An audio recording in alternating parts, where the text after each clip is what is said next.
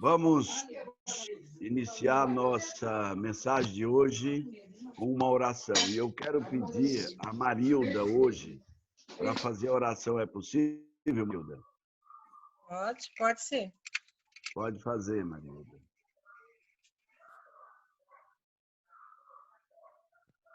Eterno Deus, nosso grandioso Pai, muitas razões temos para sermos gratos a Ti, porque o Senhor nos ama, nos concede a vida e temos a certeza que essa vida em breve será eterna.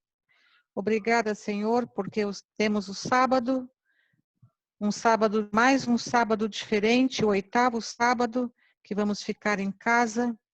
O Senhor está à frente de tudo. Temos a certeza que em breve o Senhor voltará e colocará um ponto final em tudo isso e nos levará para o céu para termos a vida eterna ao seu lado.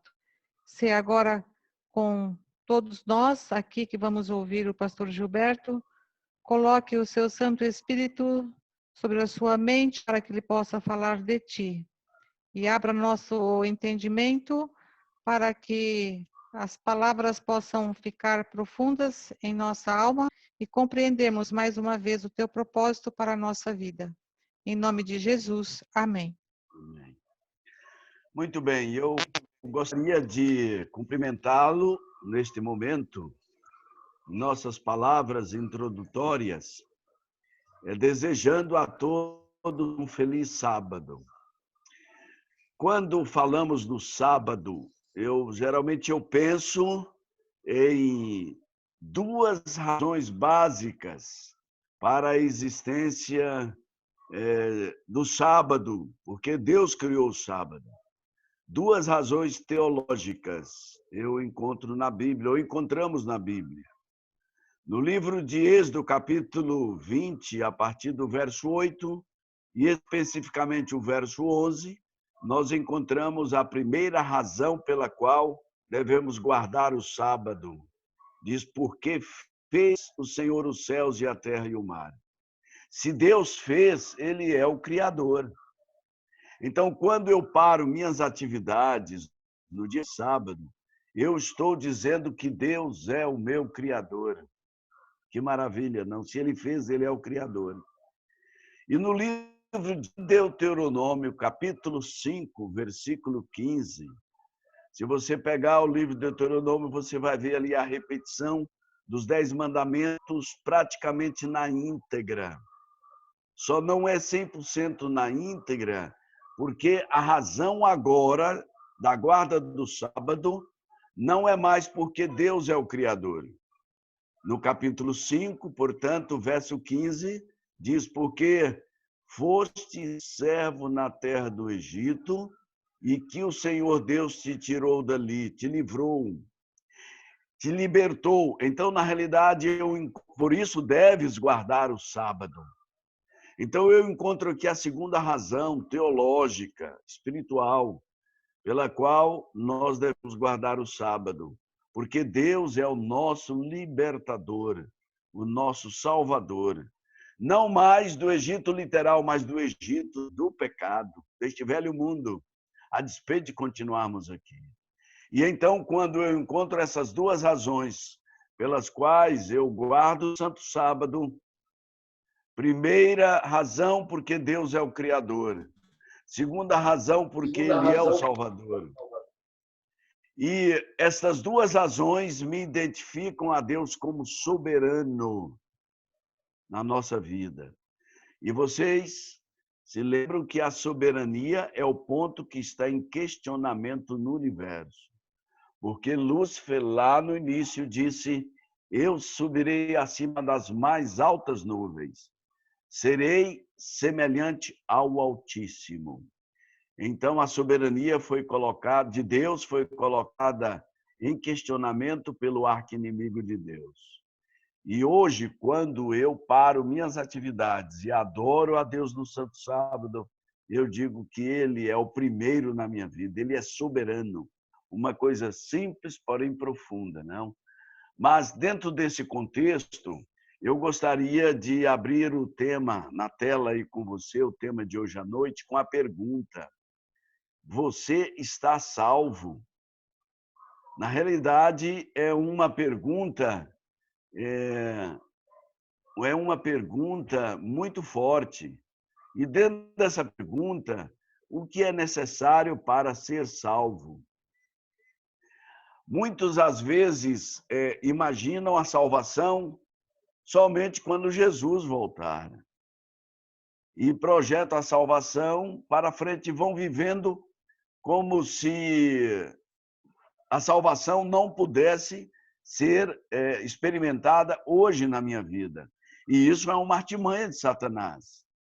Porque se eu não me sinto salvo hoje, eu me sinto aberto para as insinuações de Satanás. Não é, eu diria, presunção dizer que estou salvo. É presunção achar que eu estou salvo pelos meus méritos, pela guarda dos mandamentos, por ser missionário, e outras razões. Isto sim é presunção, é justificação pelas obras. Mas quando nós nos submetemos, eu costumo dizer, quando eu entrego as chaves de minha casa, da minha mente, do meu coração, da minha vida a Deus, abro a porta do meu coração e deixo Jesus entrar, pela fé, eu posso garantir que estou salvo. E isso é muito bom, é muito forte, é psicológico, é uma força mental que nós carregamos, porque o diabo vem bater e ele não vai encontrar entrada em nosso coração. Porque nós estamos salvos. Tomamos posse da salvação, dessa graça maravilhosa. E o livro de 1 João, capítulo 5, versículos 11 e 12, diz que o testemunho é esse. Que testemunho é esse? Não? Que Deus nos deu a vida eterna. E esta vida está no seu Filho. O verso 12 diz: quem tem o Filho tem a vida. Então nós podemos hoje erguer a nossa cabeça e iluminar a terra, como vimos ontem, não? Agora eu pergunto, amigos, vamos entrar um pouquinho nesse tema que é muito interessante. O que é necessário para ser salvo? O que é necessário? Primeiro, saber e reconhecer que eu estou perdido. Se eu não tenho essa visão de que eu estou perdido e reconhecer que estou perdido, eu não vou sentir necessidade de buscar a salvação. Querer ser salvo é a terceira condição para que eu seja salvo. Primeiro eu tenho que saber. E como é que eu vou saber? Estudando a Bíblia. A Bíblia vai dizer quem sou eu, qual é a minha natureza. Que todos pecamos e carentes estamos da graça de Deus, do perdão de Deus. Agora não é só saber. Eu preciso conhecer. Reconhecer, desculpe, eu preciso reconhecer. Eu faço uma análise na minha vida e reconheço. Mas isso não é suficiente apenas, porque eu posso ter o conhecimento, ter a luz, ter o reconhecimento que estou perdido, mas de repente eu não quero ser salvo. Então essas três condições, na minha visão como estudante da Bíblia, são necessárias para que a graça de Cristo, e quando eu quero e me coloco à disposição do poder de Deus, a salvação entra na minha vida. Vamos ver alguns exemplos bíblicos. O salmista Davi, ele no Salmo 51, verso 5, ele diz: em pecado me concebeu minha mãe. Ele sabia disto. E ele reconheceu na sua fala em diante com Deus, não? O livro de Jeremias, capítulo 17, verso 9, diz: enganoso é o coração e desesperadamente corrupto. Eu preciso saber disso. Não são 30 anos, 40 anos como pregador do Evangelho que vai me dar a garantia de ser salvo, de ter a certeza disso. Não. Nós vimos ontem o que a serva do senhor Ellen White mencionou, que muitos pregadores, muitos líderes da igreja que conheciam a verdade, pregavam a Bíblia veementemente, levaram muitos à salvação e eles mesmos abandonaram ao longo da sua vida.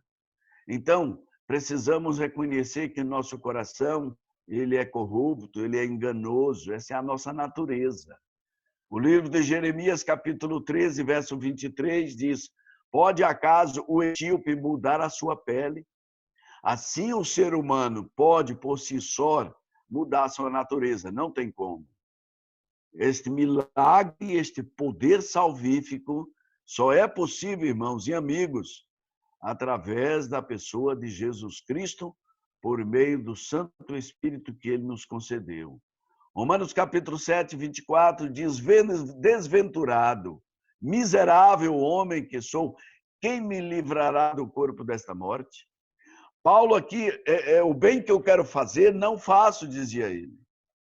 Não é que Paulo vivia em pecado, eu creio que Paulo não vivia em pecado. Paulo não vivia caindo, mas ele tinha uma compreensão teológica, uma compreensão clara da sua natureza pecaminosa. E então, com esta compreensão, sabendo disso, reconhecendo disso, ele se lançava ao pé da cruz e diz: a graça do Senhor basta para mim. Que maravilha, né?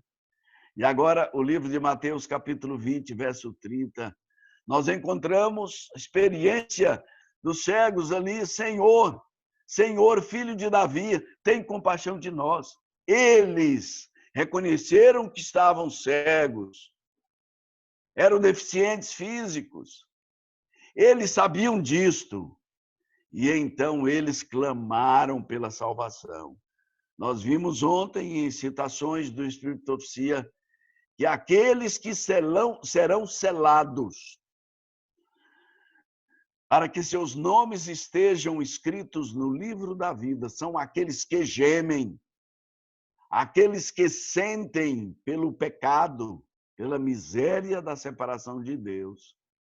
Se eu estou acostumado com o pecado e gosto do pecado e fico aí nessa área, mas não vai haver salvação. Mas se eu sinto no meu coração o desejo e busco a compaixão de Deus, eu sempre carreguei comigo, desde tempos de jovem, um texto da Bíblia. Lamentações de Jeremias 3, capítulo 21. Diz assim: as misericórdias do Senhor são a causa de não sermos consumidos. E às vezes, nos meus pecados, nas minhas dificuldades, meus medos, meus ódios, ressentimentos, e eu abro o coração aqui para os irmãos, não tenho medo de abrir o coração. Eu já deixei de dirigir uma Santa Ceia, já deixei de participar de uma Santa Ceia como pastor, porque eu tinha ressentimento guardado no meu coração de alguém. No meu coração eu tinha ressentimento de alguém. E eu não tive coragem de participar de uma ceia, como pastor. Mas eu chorava e clamava: as misericórdias do Senhor são a causa de eu não ser consumido. Tenha misericórdia de mim. E quando nós clamamos de coração, as janelas dos céus, diz Ellen White, elas se abrem, as portas dos céus. E anjos magníficos, no livro Mensagem aos Jovens, a partir da página 40, nós vamos encontrar até a página 63, Deus falando ao nosso coração, nos dando essa certeza. Quando há um clamor sincero do coração, irmãos, de alma, o gemido por nossos pecados, pela magnidade, eu diria, me fugiu a palavra, mas o pecado como está infiltrado em nossas células, nossos neurônios, nossa vida, neste mundo.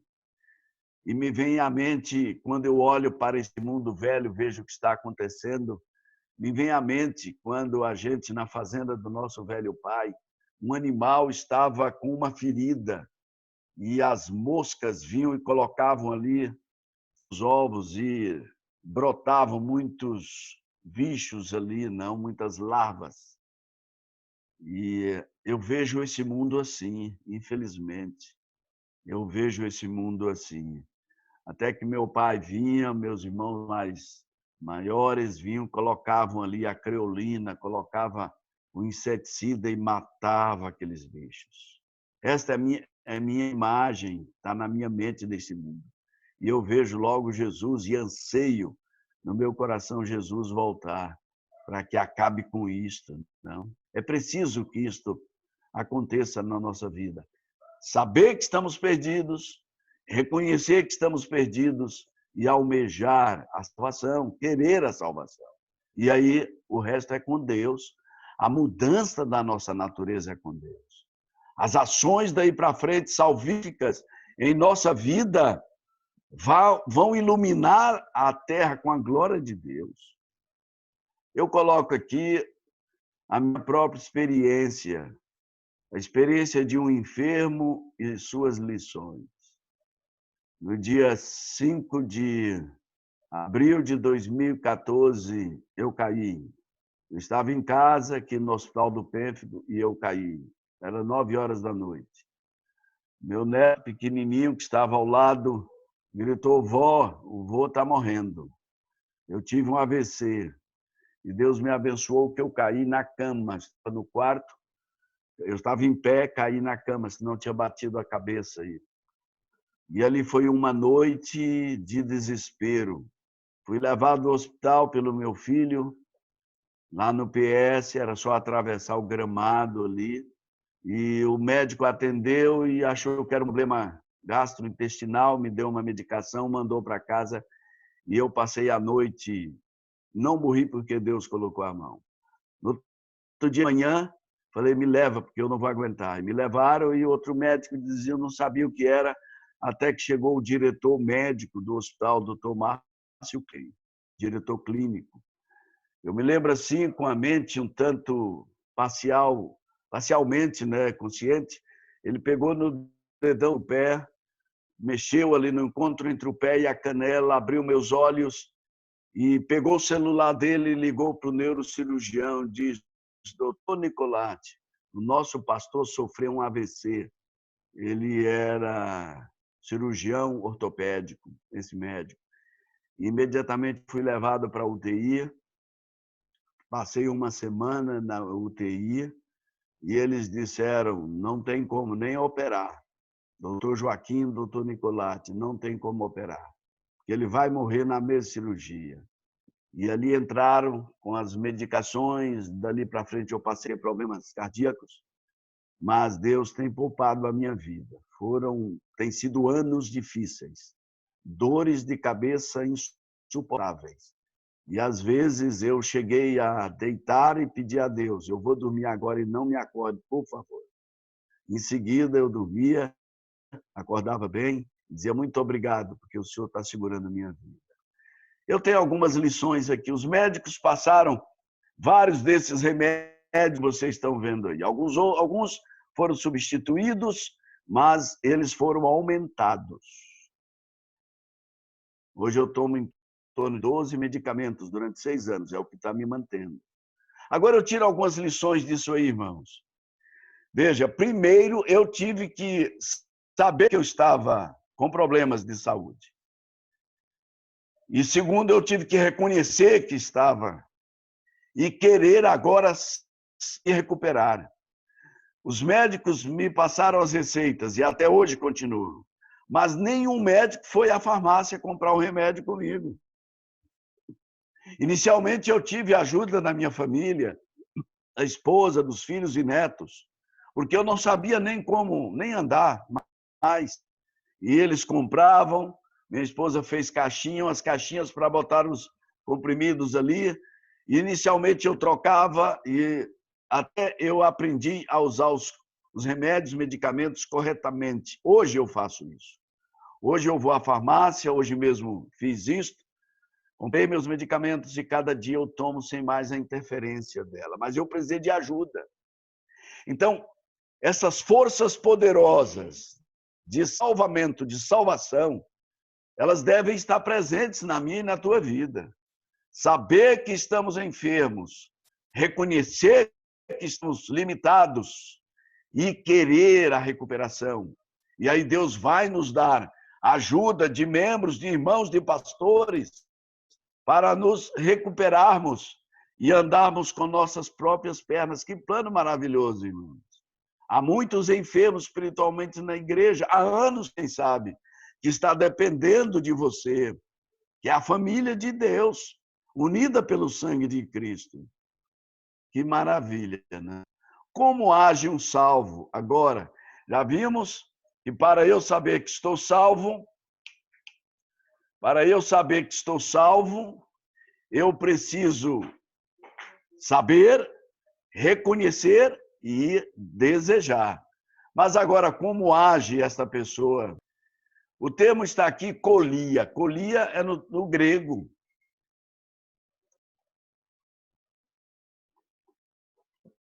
Colia quer dizer buraco. Adão e Eva não tinham a colia, ou seja, o buraco, o vazio causado pelo pecado. Coisas, pessoas, ideais e religião são as ideias de Satanás para preencher a colia, ou o colia, não?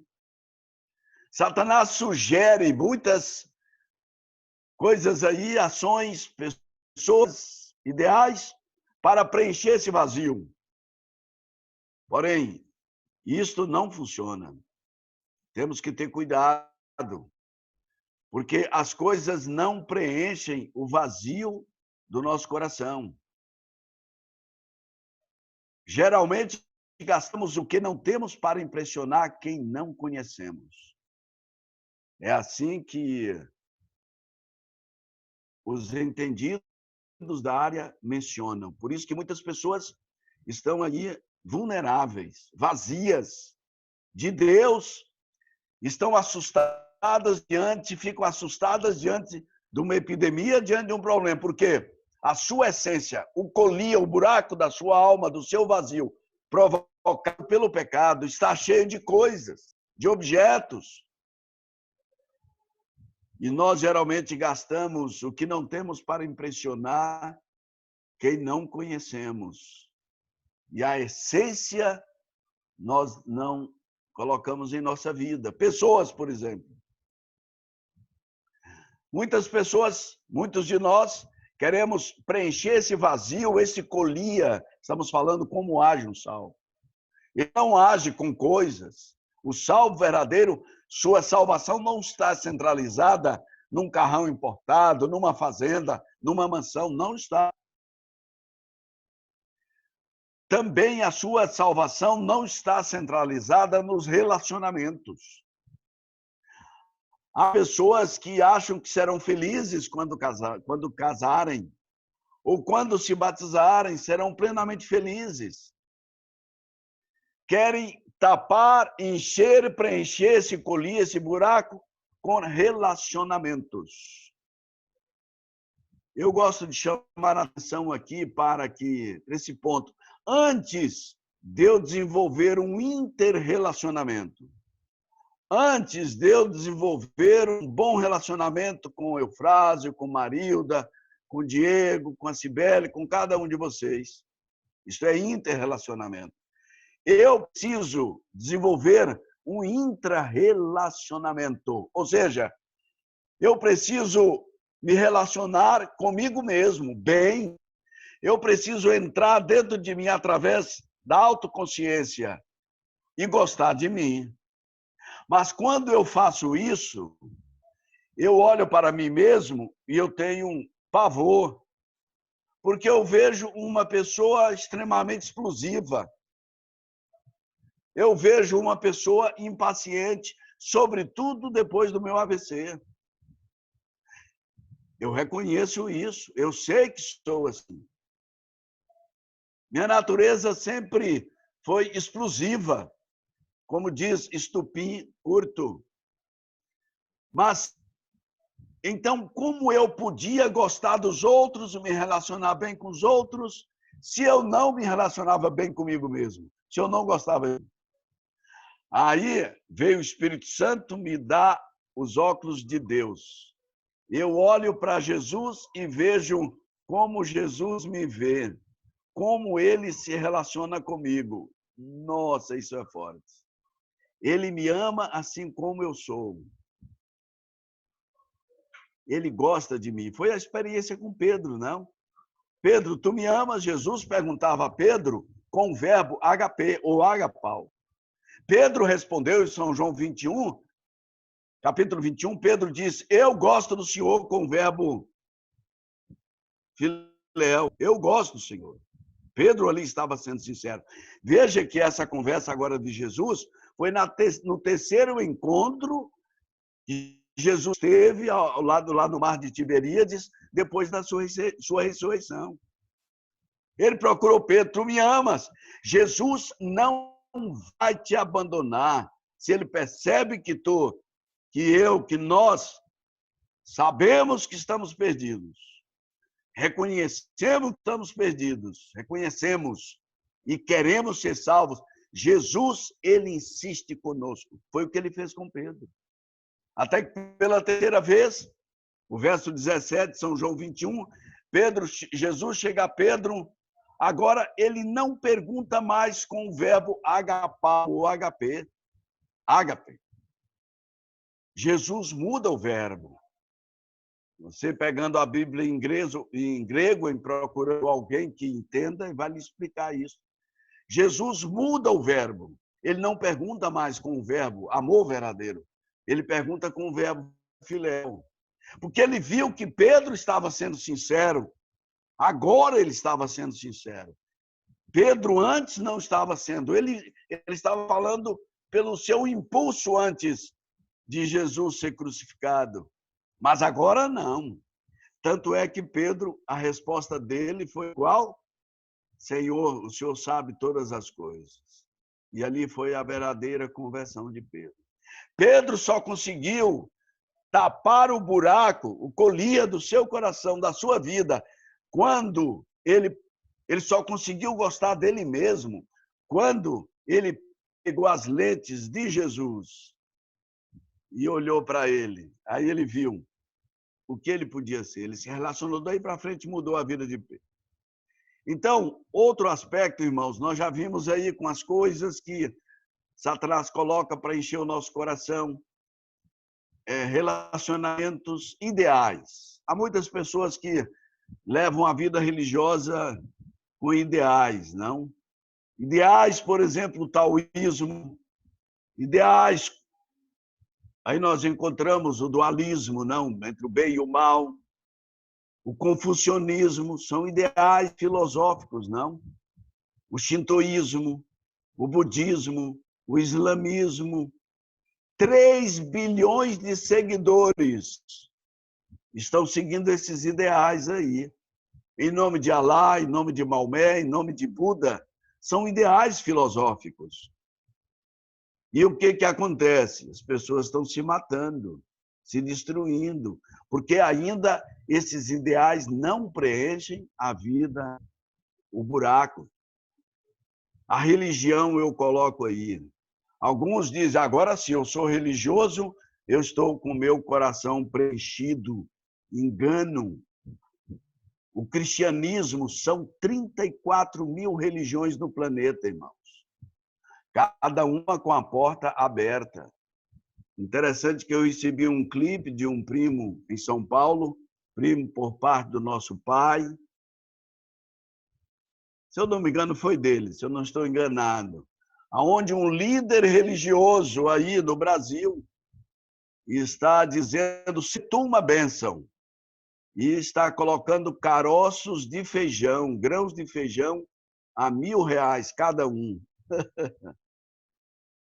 E impresso ali no caroço de feijão, o nome desse líder, se tu uma bênção, em miniatura, e a pessoa coloca a lupa e vai lá, o nome do líder, se tu uma bênção. E ele diz assim, você pega esse caroço de feijão que você pagou apenas R$1.000 por ele, coloca na terra e vai crescer, e na árvore vai estar lá escrito, se tu uma bênção. É uma ironia, né? É até uma piada isso. Mas é o que estamos vendo. Religiões, 34 mil com as portas abertas, dizendo, vem por aqui, você vai tapar o buraco aqui. Eu quero dizer, meu irmão, que não é por ser adventista do sétimo dia que você está salvo. Nós vimos ontem que muitos professos guardadores do sábado ficaram de fora, porque rejeitaram viver como salvos por Cristo. 4 bilhões de seguidores. Nós estamos falando sobre a salvação. Como age um salvo? Estão seguindo religiões. Agora, olha aqui, São Mateus capítulo 15, verso 13. É assim que age um salvo. Como uma planta que nosso Deus plantou. Porque aquela planta que Deus não plantou, ela será arrancada.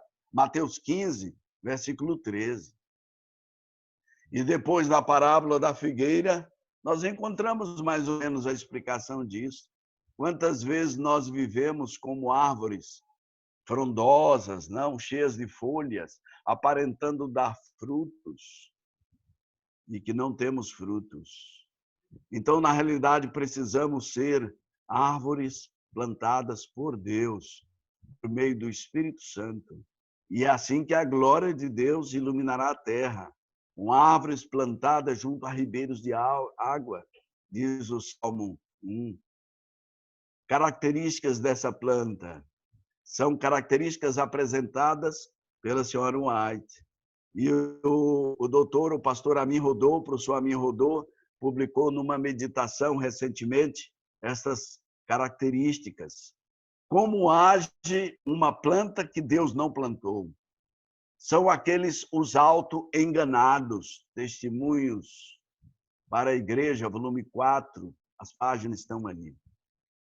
Os auto-enganados, aqueles que acham que sabem mais do que outros e que acham que estão certos. Os descuidados e indiferentes, mesma citação ali, mesma fonte.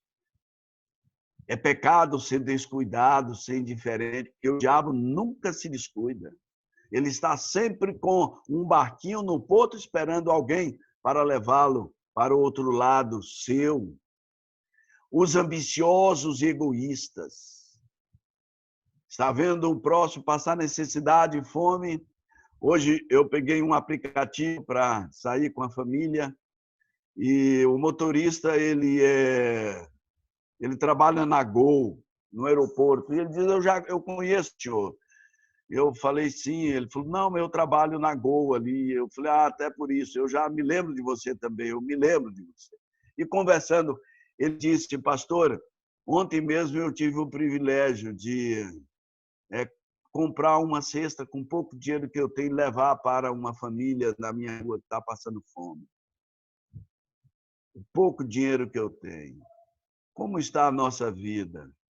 Nossa geladeira está cheia, nossa despensa está cheia, o banco ainda tem algum dinheirinho sobrando lá. E quem sabe o vizinho está passando fome, as crianças estão passando fome. E eu estou falando aqui, literalmente, de fome de pão. Mas e do lado espiritual? Batemos no peito e dizemos, nós temos a verdade, o evangelho, e os nossos vizinhos e as pessoas que nos cercam. Ellen White, ela chegou a dizer que na rua onde ela morava, nenhuma pessoa ficou sem conhecer a Jesus. Que exemplo maravilhoso, não? Os que recusam santificar-se, primeiro escrito, página 50. Aqueles que recusam santificar-se são plantas que Deus não plantou. Podem ter até o seu nome no livro da igreja, mas Deus não plantou. Os orientados pelo mundanismo. Recentemente, o nosso pastor geral, o pastor Ted Wilson, falou sobre isso. Está no Testemunhos para a Igreja, volume 1. Falou sobre isso, a preocupação dele, numa live que ele colocou, numa mensagem que ele postou. A preocupação dele do mundanismo está entrando na igreja, o conformismo com Babilônia, né? Os que comprometem a verdade. Às vezes, a alimentação contrária aos princípios cristãos, não. os desobedientes. É um puxão de orelha na gente, mas precisamos ter contato com essas verdades escriturísticas, porque às vezes nós não lemos isso. E precisamos buscar a orientação à luz de Deus na sua palavra e no testemunho de Jesus, que é o Espírito de Profecia. Continuando, os iosos e críticos, característica de uma planta que Deus não plantou e logo ela será arrancada. Os fuxiqueiros que acusam e condenam, olhando para o alto 122. Olha só, a linguinha danada que ela gosta de falar dos outros, não? Quando a gente mesmo espera, está ela lá. E isso aí é característica de uma vida não santificada. A classe conservadora superficial. A classe conservadora superficial. Precisamos cavar fundo, irmãos. Jesus já falava isso. O tesouro não está na superfície. E muitas vezes nós queremos tapar o buraco, o vazio causado pelo pecado, com um estudozinho superficial da Bíblia, não? Papando o sermão, desculpe a expressão, mas não vai ser assim que as raízes da nossa planta vão se aprofundar. Temos que buscar a seiva profundo, individualmente. Os que não controlam o apetite. Desculpe eu colocar aqui um exemplo de alguém que está nos acompanhando. Pastor Eufrásio, meu primo e Marilda, vocês são um exemplo. E sempre quando vou ao mercado comprar alguma coisa e coloco à mesa, eu me lembro de vocês. E outros aí também, a Soninha, a doutora Soélia, minha irmã, com seu esposo, que eu batizei há 6 anos atrás. Que exemplos de vida, de controle pelo poder do Santo Espírito. Eu conheci a minha irmã antes, não que ela fosse devassa na alimentação, mas ela mudou literalmente. E ao conversar com alguém, Soélia, esta semana alguém me dizia assim, pastor, é um milagre ver como se alimenta a doutora Soélia, como ela se alimentava antes e depois. Que exemplo maravilhoso de uma planta que está aprofundando raízes no Senhor, planta que Deus plantou. Nós precisamos ajustar isso, irmãos, em nossa vida. Os que promovem desunião. Review and Herald, 18 de junho de 1901. Os que promovem desunião. E no livro Eventos Finais, Ellen White diz que será um dos últimos em Satanás. Uma das últimas tentações de Satanás, promover a desunião, porque através da desunião, o mundo descrente não quer se aproximar a gente. Os estudantes superficiais da Bíblia, testemunhos para ministros, repetindo aí, né? Os que perderam a fé no dom profético, Mensagens Escolhidas, volume 3, página 4. Irmãos, que coisa fantástica. E é o que Satanás tem colocado, e bem é citado pela irmã White, que um dos últimos enganos de Satanás, não é o último, mas um dos últimos, será colocar dúvida no espírito de profecia. Aí está, irmãos. Grande conflito, página 608. Na medida em que a tempestade se aproxima, uma classe numerosa que tem professado fé na mensagem do terceiro anjo, mas não tem sido santificada pela obediência, assume sua posição, passando para as fileiras do adversário. Que coisa tremenda, hein? É uma artimanha de Satanás nos induzir. Nós vimos ontem, num dos textos ontem, vamos deixá-lo aí onde está, na sua comodidade, tranquilo, na sua vidinha religiosa, em paz, porque é ali que ele será apanhado no final. Quando vierem os aguaceiros, as tempestades, essas pessoas serão levadas, não resistirão, porque só resistirão aquelas que seguirem o seu mestre de perto. Porque na hora da tempestade, Jesus vai reconhecer suas ovelhas. E essas ovelhas reconhecerão a voz do seu pastor. E anjos magníficos em poder serão enviados em socorro deste, não? Como age um salvo? Como age como um bem-aventurado? Eu gosto desse slide aqui. Apocalipse capítulo 1, verso 3 e o capítulo 22, verso 7, há uma repetição aí. Interessante que João, quando escreveu isso, João não tinha essa cultura do conhecimento da língua. João não tinha. Há uma repetição da mesma matéria lá no início para no final. Bem-aventurados que leem, que ouvem, que guardam. Dentro da literatura grega, havia uma palavra que me foge agora, que coloca isso aqui, mas só os escritores doutos, eles faziam isso nas suas escritas. Então, a mesma matéria colocada ali no início de Apocalipse foi a mesma colocada no final. Ela gira, ela vai no sentido e termina fechando lá no final.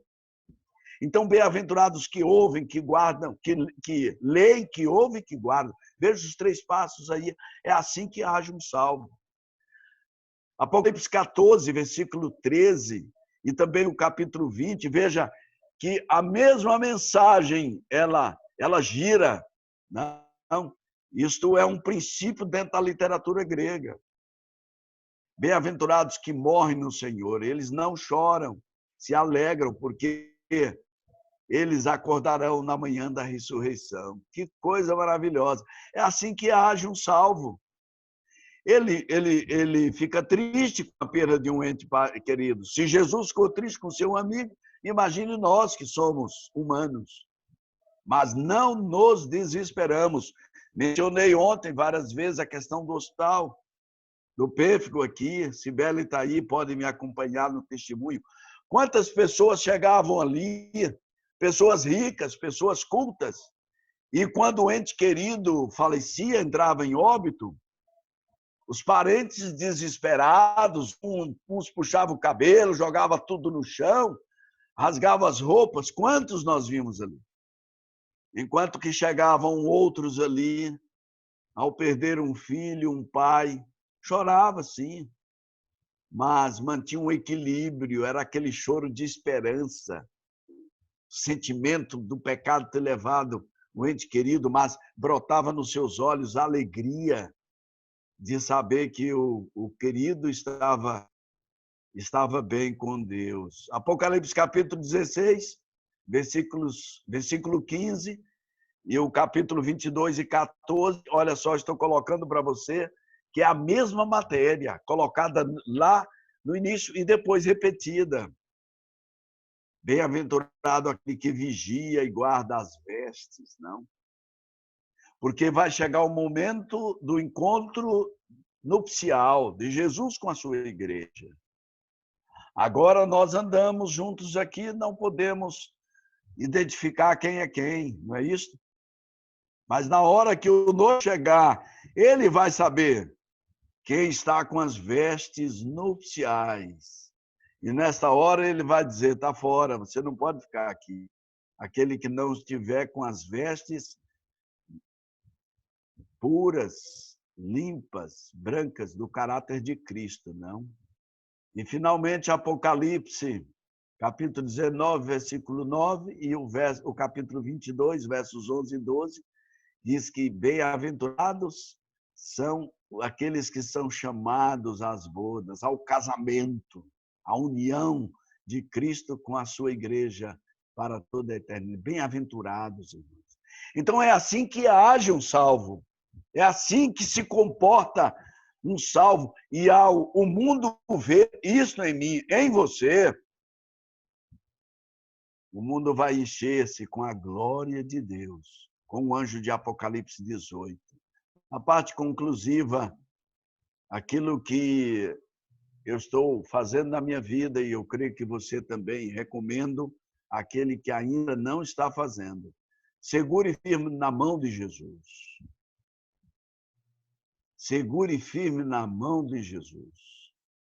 Uma criança, quando pega na mão do seu pai, se sente segura, não?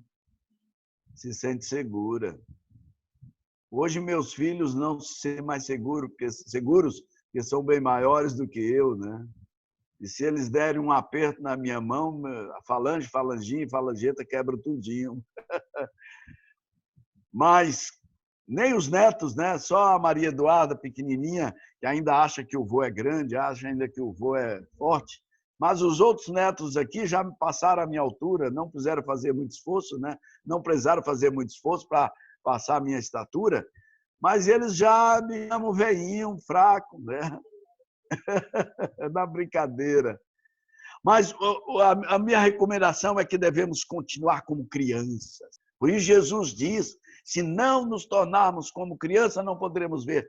Criança no sentido de total confiança em Jesus, o nosso Pai, segurar na sua mão e atravessar os vales até o vale da sombra da morte. Seja feliz a despeito das dificuldades. Seja feliz a despeito das dificuldades. Sabe que você pode amarrar Satanás quando você agradece, porque uma vez eu ouvi de um pastor, colega nosso, ele era pastor da Assembleia de Deus, e ele dizia, pastor Gilberto, meu amigo, foi aí em São Paulo, Eufrásio, ele dizia, pastor Gilberto, meu amigo, quando eu tropeço numa pedra, eu dou glórias a Jesus. E aí a dor vai embora. Mas eu coloquei aquilo, comecei a colocar em prática. Quando a gente machuca, que você xinga, fica nervoso, parece que dói mais ainda. Mas quando a gente dá risada e agradece a Deus, parece masoquismo isso, não? Você sorri diante da dor, do sofrimento, mas a mente parece que trabalha. O pessoal da área de saúde aí que está nos acompanhando entende que a mente libera hormônios, a endorfina, a morfina, porque é na alegria que esses hormônios são liberados. E aí a dor para. Então, seja feliz a despeito das dificuldades. Carregue a sua cruz alegre. Isso vai causar espanto ao mundo. Os cristãos, já falamos aqui, quando eram queimados, eu tive o privilégio de visitar a cidade de Praga, na Tchecoslováquia, em 92. Estava com Soélio ali, num congresso de evangelismo jovem da Conferência Geral. E numa tarde lá, eu fugi dos seminários e fui com um colega ao lugar onde João Hus foi queimado, 16 quilômetros ao norte de Praga. E eu chorei ao chegar ali. Aqui, pelo menos, é o lugar que eles mostravam, né? Aqui que João Hus foi queimado. E ali eu fiquei pensando na história, aquele santo reformador, vendo suas carnes sendo destruídas pelo fogo, e ele cantava hinos de louvor a Deus. Isso amarra Satanás e libera você para a felicidade. Vá à presença de Deus como está. Lembra que eu falei sábado passado? Aqui está a essência da graça de Cristo na nossa vida. Vá à presença de Deus como você está.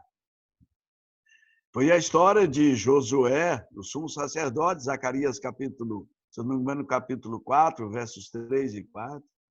Diz que Josué, o sumo sacerdote, ele estava na presença do anjo com vestes rotas, vestes sujas, vestes rasgadas. E ali ele clamou para que o anjo tirasse isso. E o anjo então ordenou que tirasse aquelas vestes e colocasse sobre ele as vestes limpas. E nós entendemos isso, que é o caráter de Cristo. Sibeli, eu pedi para você cantar uma música, mas você poderia, eu quero mudar agora, né? Diz quem sabe faz ao vivo. Se você me disser que pode, eu vou contar uma pequenina história concluindo nossa mensagem. É o hino do Inário 230, Sou Feliz com Jesus. Pode? Quem sabe faz ao vivo, né? Eu vou concluir, então, dentro desse contexto de sermos felizes a despeito das tragédias, eu vou contar a história de um grande homem que tem atraído muito a minha admiração, chamado Horatio Gates Spafford. Dr. Horatio Gates, um americano, ele era comerciante, próspero, cristão, mas aí nesse período ele não era um cristão ainda. E no incêndio na sua cidade, um grande incêndio, suas lojas foram queimadas. E o Dr. Horatio Gates Spafford, ele refletiu muito sobre a vulnerabilidade da vida, a fragilidade da vida. De repente, ele era um homem rico, bem-sucedido, comerciante, e da noite para o dia tornou-se um homem pobre. Se eu não me engano, fuja a memória, foi na cidade de Chicago. E aquele homem, então, recebeu a luz do Evangelho. Todas as coisas contribuem para o bem dos que amam a Deus, não? Ele recebeu a luz do Evangelho e se converteu. Casou-se e teve 4 filhas. A Tânata, a Bessie, e a Anne. 4 lindas meninas. E a mais nova ainda era de colo. E ele fez direito, tornou-se um grande advogado. Um dos maiores do seu estado.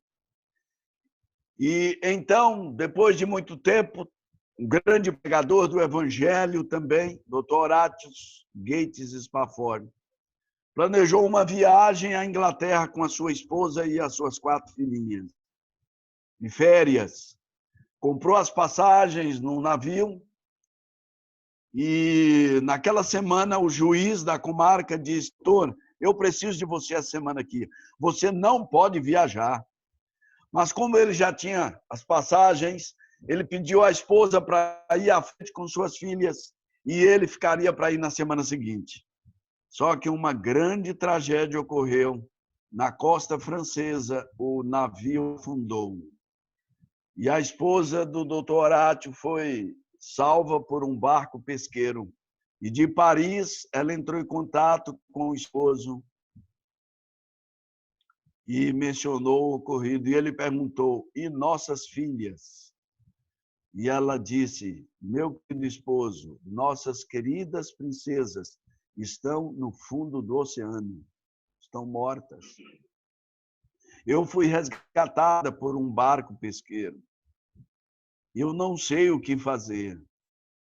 O doutor Horatio fez uma oração com ela e foi para o seu escritório. E ali ele pegou uma caneta e começou a escrever algo. E olha, eu me assusto, irmãos e amigos, olha o que esse homem escreveu. E alguém veio depois e colocou música na composição do Dr. Horatio Gates Spafford. Se você pegar o Hinário Adventista, o hino 230, você vai encontrar a música escrita pelo Dr. Horatio Gates Spafford, quando suas filhinhas estavam no fundo do oceano. Cibele, tenha bondade. Se passa mais dor, se me deres gozar, se dor a mais forte sofrer, ó, seja o que for, tu me fazes saber que feliz com Jesus hei de estar. Embora me assalte o cruel Satanás e ataque com vis tentações, ó, sim, certo estou, mesmo em tais provações, em Jesus acharei força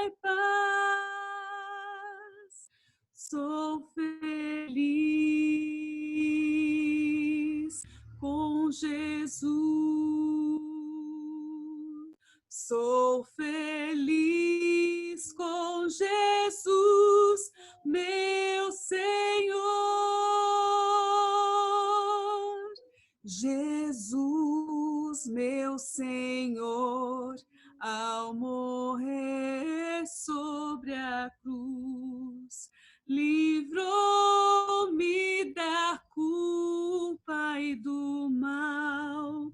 Salvou-me, Jesus, ó mercê sem igual.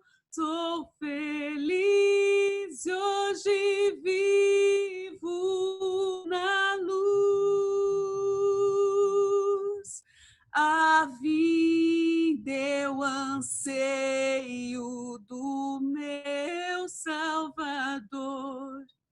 Em breve virá me buscar, e então lá no céu vou para sempre morar, com remidos na luz do Senhor.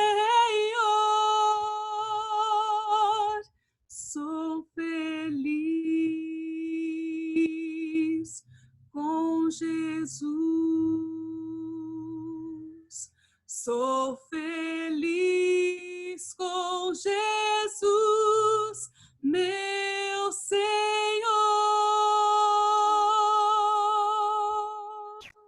Ó Deus bendito, te louvamos por tão grande mensagem, por nos dar pelo poder do Santo Espírito a alegria de vivermos a experiência da salvação aqui neste mundo. Por sermos pessoas alegres e mostrarmos ao mundo que estamos salvos, não com arrogância, mas com humildade, estendendo a mão ao próximo, com a mansidão, intercedendo para que nossa família, Senhor, esteja protegida dentro da arca.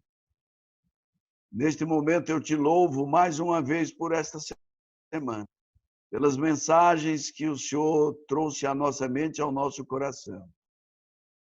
E eu oro neste momento pela prima Sandra, que ficou viúva, perdeu seu esposo hoje. Eu intercedo neste momento por tantos irmãos e amigos que, a despeito de estarem em casa, a despeito de estarem gozando saúde, estão assustados, como ovelhas dentro do aprisco, cujo leão ou os leões estão rugindo lá fora. Ó Deus bendito, que estas suas ovelhas, elas possam descansar nos teus braços, seguras, dormir em paz, serem felizes, porque Jesus é o nosso Salvador e mora em nosso coração. Nos abençoe no teu santo sábado e amanhã de manhã, traze-nos novamente a esta sala, aonde nós estudaremos o livramento final dos justos e o cumprimento da bendita esperança da volta de Cristo. Em seu nome pedimos e agradecemos. Amém, Senhor.